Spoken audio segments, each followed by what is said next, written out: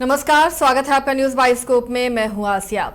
पड़ोसी देश नेपाल में युवाओं का विरोध प्रदर्शन अब हिंसात्मक होता हुआ नजर आ रहा है और इसमें अब तक 20 लोगों की मौत की खबर मिल रही है, 25 घायल बताए जा रहे हैं। आपको बता दें कि नेपाल में सोशल मीडिया बंद करने को लेकर यह हंगामा बरपा है। युवाओं, जिसे जेन ज़ी भी हम कहते हैं, नेपाल सरकार के खिलाफ इन्होंने आंदोलन छेड़ दिया है। सड़क पर उतर आए हैं युवा, विरोध प्रदर्शन कर रहे हैं। काठमांडू में कई स्थानों पर कर्फ्यू भी लग गया है।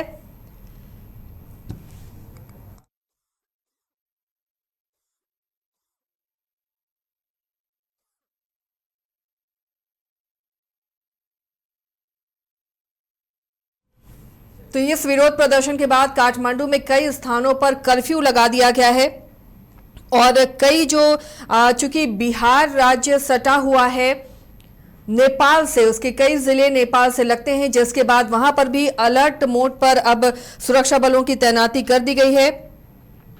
कई जगहों पर विरोध प्रदर्शन हो रहा है। बिहार के अररिया जिले के जोगबनी से सटे बॉर्डर इलाकों में भी विरोध प्रदर्शन शुरू हो गया है। यहां इंटरनेट सेवाएं बंद होने से बिहार के लोगों को भी मुश्किलें हो रही हैं। नेपाल में रह रहे वो अपने परिजनों से बातचीत नहीं कर पा रहे हैं और बिहार में इलेक्शन भी होना है। उससे पहले अगर पड़ोसी देश में इस तरह की उथल पुथल होती है, जिस तरह से विरोध प्रदर्शन यहाँ के युवा कर रहे हैं, कई लोगों की मौत हो गई है, ऐसे में ये विरोध प्रदर्शन और बढ़ता हुआ नजर आ रहा है।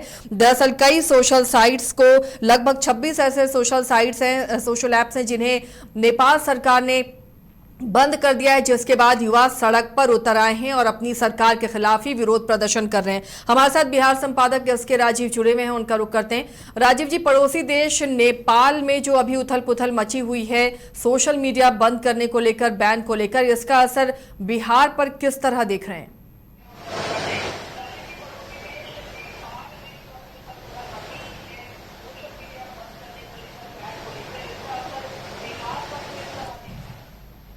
नहीं, देखिए आसिया जी, दरअसल में आज से 3 दिन पहले नेपाल सरकार ने वहां पर लगभग 26 सोशल मीडिया यानी कि सोशल साइट को जो है वो बंद कर दिया था। उसके बाद से वहां पर आंदोलन जो है वो तेज हो गया और आज आप देखेंगे कि वहां बड़ी संख्या में जो खास करके जो यूथ हैं वो वहां पर सड़कों पर उतरे और जिन जैड करके नाम दिया गया इस आंदोलन को। और ये लोग वहाँ की जो संसद है, वहाँ संसद पर वे लोग चढ़ गए थे। वहाँ पर संसद के भीतर जाकर के, संसद भवन के भीतर तोड़फोड़ किया। पहले पुलिस जो है, वहाँ की पुलिस की तरफ से जो है वो हवाई फायरिंग की गई, बुलेट छोड़े गए। लेकिन जब जो आंदोलनकारी थे वो जब नहीं मान रहे थे, उसके बाद तो गोलियां चलाई गई। और जो जानकारी मिल रही है कि लगभग 20 से 25 युवाओं की मौत जो है वहाँ पर पुलिस की गोली लगने से हुई और आंदोलन अभी भी जारी है। देखिए, दरअसल में ये जो पूरा मामला है वो वहाँ की सरकार से जुड़ा हुआ है। वहाँ की सरकार पर जो है वो भाई भतीजावाद का आरोप लग रहा है, वहाँ की सरकार पर करप्शन के आरोप जो है वो लग रहे हैं। और जो 25-26 ऐसे साइट को चिन्हित किया गया था जो कि सरकार के खिलाफ में जो है वहाँ पर जन आंदोलन को करने को लोगों को बाध्य कर रहा था, तो उस तमाम 26 साइट पर जो है वो सरकार की तरफ से प्रतिबंध लगा गया और अंततः आम लोगों का जो आक्रोश है वो सड़कों पर जन सैलाब के रूप में देखने को मिला और पुलिस फायरिंग में लगभग 20 लोगों की मौतें हो चुकी है और 100-150 से ज़्यादा घायल हैं। देखिए, दरअसल में नेपाल में कोई भी जो घटनाएं होती हैं तो उसका सीधा असर बिहार पर पड़ता है, क्योंकि आप अगर उत्तर प्रदेश के गोरखपुर से लेकर के देखें और यहाँ बिहार के किशनगंज तक, तो ये जो सीमावर्ती जो इलाका है ये पूरी तरीके से नेपाल से सटा हुआ है और यही वजह है कि बिहार में इसका इम्पैक्ट जो है वो देखने को मिल रहा है। खास करके अगर आप अररिया, किशनगंज के इलाके को देखेंगे, फिर उधर सुपौल में जो बीरपुर का इलाका है वो भी नेपाल से सटा हुआ है, मधुबनी का इलाका सटा हुआ है, दरभंगा का इलाका सटा हुआ है, मोतिहारी का इलाका सटा हुआ है, सीतामढ़ी का इलाका जो है वो सटा हुआ है। तो बिहार का जो बॉर्डर इलाका है, अगर आप नॉर्थ में जाएंगे तो नॉर्थ बिहार का बॉर्डर इलाका है, जो उसमें लगभग 5 से 6 ऐसे डिस्ट्रिक्ट हैं जो सीधे तौर पर कहीं ना कहीं से नेपाल से जुड़ा हुआ है। और आपको पता है ऐसे जी कि बिहार में चुनाव भी है, बिहार में चुनावी सुगबुगाहट जो है वो तेज ही नहीं हुई है, बल्कि बिहार पूरी तरीके से अब चुनावी रूप में जो है वो आ चुका है, चुनावी मोड में आ चुका है। और ऐसी स्थिति में अगर उसका असर बिहार पर पड़ता है तो आने वाले चुनाव में भी इसका असर देखने को मिल सकता है। दूसरी जो महत्वपूर्ण बात है वह यह है कि आप देखेंगे कि किस तरीके से वहाँ जो इंटरनेट सेवा को जो बाधित किया गया है, तो उसको देखते हुए जो अररिया और जो कंसर्न जो इलाका है वहाँ पर भी जो इंटरनेट सेवा है उसको बाधित कर दिया गया है। तो कहीं ना कहीं से उसका असर जो है वो सीधे राजीव तौर जी, पर अगर इसी सीमावर्ती तरह के इलाकों हालात रहते हैं और जो इन युवाओं की मांग है कि फिर से सोशल मीडिया जो बैन किया गया है उसे फिर से शुरू किया जाए, तो इसे देखते हुए व्यापार भी प्रभावित हो रहा है। कई व्यापारियों ने भी शिकायत की है कि वो व्हाट्सएप के जरिए उनका व्यापार चलता था, तो बिहार और नेपाल में जो व्यापार होता है वो भी प्रभावित होगा।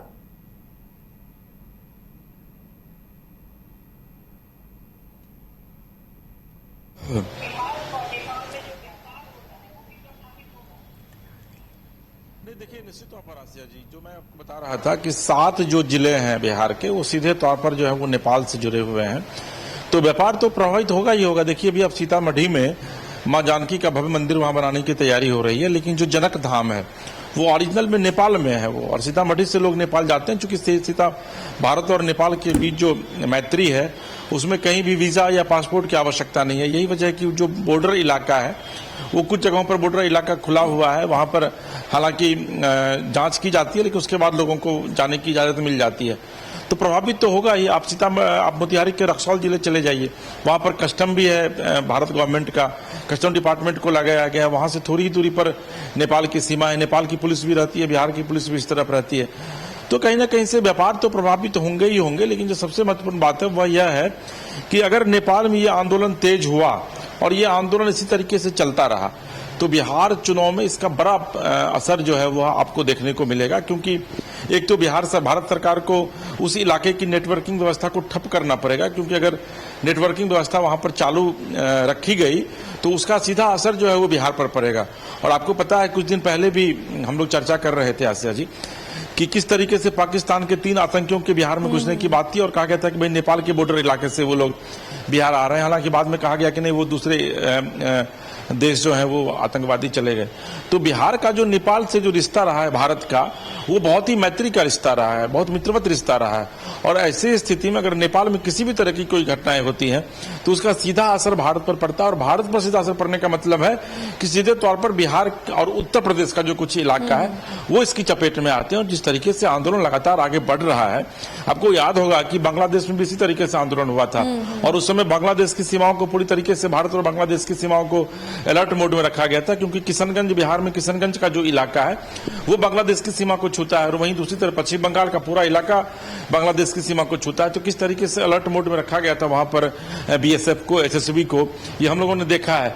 तो नेपाल में अगर यह आंदोलन तेज होता है, क्योंकि बांग्लादेश में भी युवाओं ने ही आंदोलन किया था, यहां भी युवा आंदोलन कर रहे हैं, तो आने वाले दिनों में इसका असर जो है वो न सिर्फ भारत पर बल्कि बिहार पर खास करके पड़ेगा। और चूंकि बिहार में चुनाव है तो निश्चित तौर पर नेपाल के माध्यम से चुनाव को प्रभावित करने की बिहार में जो है वह कोशिश की जाएगी। कुछ जो नापाक संगठन है उनकी तरफ से यह कोशिश की जाएगी। हो सकता है कि पाकिस्तान से भारत की बहुत रिवैलिटी चल रही है, चीन के साथ बहुत अच्छे रिश्ते भारत के नहीं, और आपको पता है कि चीन जो है वो नेपाल के आधे भाग को वो ऑक्यूपाई किए हुए है।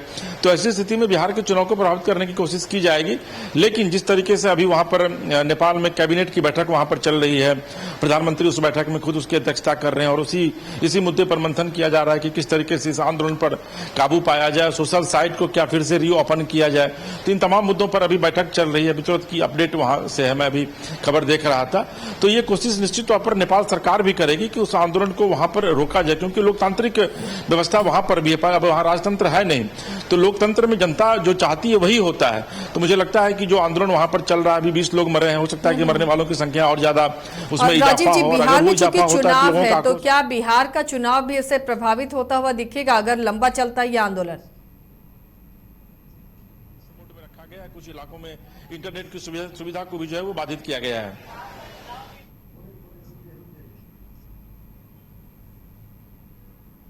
चूंकि 7 जिले हैं और 7 जिला अगर उसका बॉर्डर इलाका अगर नेपाल पड़ रहा है और नेपाल अगर आंदोलन की आग में जल रहा है तो उसका असर ऑब्वियसली, चूंकि आप पड़ोसी हैं और कहा गया है कि पड़ोसी जो है वो अगर पड़ोसी बहुत सुखी रहता है तो भी पड़ोसी जो है वो खुश होता है, पड़ोसी अगर बहुत दुखित रहता है तो पड़ोसी पर इम्पैक्ट उसका पड़ता है। तो नेपाल जो है वो भारत का अच्छा मित्र है, अच्छा दोस्त माना जाता है और वहां अगर वो नेपाल अगर आंदोलन की आग में लगातार जलता रहेगा तो निश्चित तौर पर बिहार चुनाव में उसका असर जो है खास करके सीमावर्ती इलाकों की अगर हम लोग बात करें तो उसमें देखने को मिल सकता है। और यही वजह है कि बिहार के कुछ जिलों में जैसे कि अररिया के बॉर्डरिंग इलाकों में जानकारी मिल रही है कि वहां पर शायद इंटरनेट सेवा को फिलहाल अभी रोक दिया गया है, ठप कर दिया गया है। क्योंकि देखिए इंटरनेट सेवा के माध्यम से होता क्या है कि आप सोशल मीडिया पर लगातार आप एक्टिव रहती हैं और सोशल मीडिया पर एक्टिव रहती हैं तो नेपाल के बहुत सारे नागरिक ऐसे हैं जो बिहार के इन सीमावर्ती इलाकों में बसे हुए हैं, तो निश्चित तौर पर उन पर सीधा उसका असर पड़ेगा और उसका जब असर पड़ेगा तो फिर आने वाले दिनों में चुनाव पर भी इसका असर देखने को मिल सकता है। जी आसिया जी। चलिए, शुक्रिया राजीव जी इस तमाम जानकारी के लिए। तो बिहार चुनाव पर भी असर पड़ सकता है नेपाल में अगर ऐसे ही हालात बने रहे।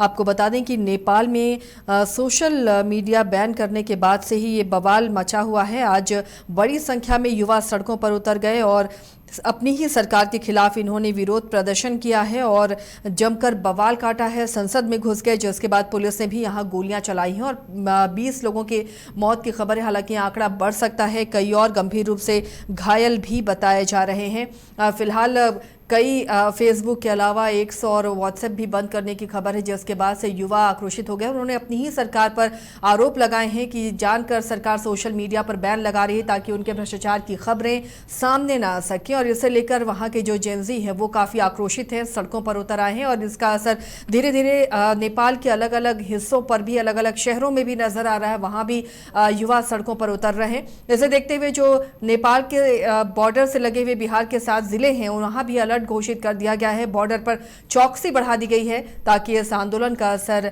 बिहार तक ना पहुंचे, भारत तक ना पहुंचे। इस पर पूरी नजर रखी जा रही है।